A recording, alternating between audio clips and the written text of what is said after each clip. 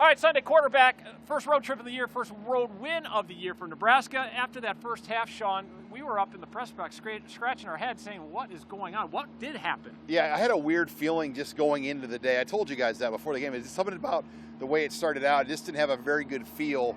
And Nebraska, was going through the motions, executing on offense, but they just were a play or two short, especially on third down.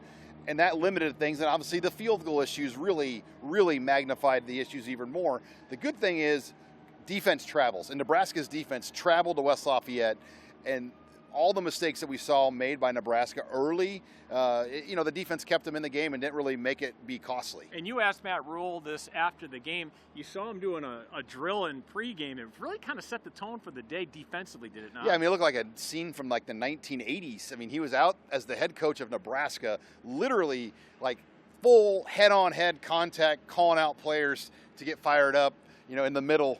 I hope that makes chasing 3 this week, because it was a pretty good scene just to see Matt Rule pregame, because I think he sensed it even that maybe not everybody was quite ready, and he wanted guys to get juiced up and ready to play. And credit the Huskers and credit Matt Rule. They showed composure because it was a frustrating first half, but they stayed the course and turned things around in the second half. What was the difference? Yeah, I think the difference was the composure, but they found something at running back. I think Emmett Johnson gave them a spark. Ja'Cory Barney was big. But I just think getting that first drive, the touchdown to Jamal Banks, to get the game to 7-3. They were trailing at that point. And then the way they responded to get it to 14, to 21, then the pick 6 to 28. 28-3 at that point. Obviously, the game was over. So just the response that they made, even when down 3-0, I thought was the turning point. Yeah, you touched on this a little earlier, but we got to expand on it. This kicking situation didn't cost them today in terms of a game, but if it continues, that will cost them a game. Yeah, and it's the long snapping and the operational issues as much as the kicking. It's the whole operation, but the 2 of the 3 long snaps were unkickable.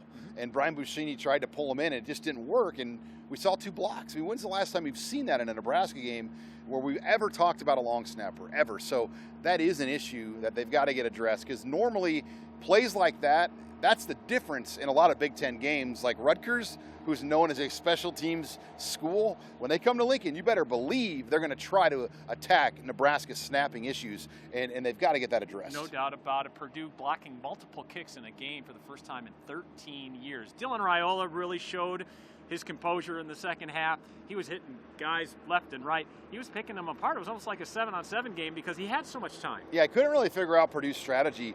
It didn't feel like they were bringing much pressure at him. And then when they brought 5, Nebraska was picking it up pretty well. So he had all day. And, Gunnar Gatula deserves a hat tip. Left tackle, making his first career start. We didn't even think about him the entire game, which is exactly what you want, because he did a great job stepping in for Turner Corcoran. So I thought that was a real positive. But, man, Dylan Raiola, when he has time, he can make every throw, and that's what's hard to defend, especially when those teams sit back in those zone defenses. He just knows how to drop the ball right in the window. No question about it. What kind of a win is this for Matt Rule and his guys, especially a week and a day after such a disappointing overtime loss to Illinois? Yeah, to get to 4-1, it's a big stretch coming back home now to play Rutgers. Rutgers could be ranked this week. It's hard to say. They're undefeated. So you've got another big one, but just to get the momentum back and kind of find some identity, I think that was the biggest thing that I'm going to leave West Lafayette with, is Nebraska kind of scraped and clawed. It was an ugly West Lafayette kind of day, and they found some identity through it. Yeah, beauty is in the eye of the beholder, and it's beautiful for Husker fans because they are now 4-1 overall, 1-1 in the Big Ten.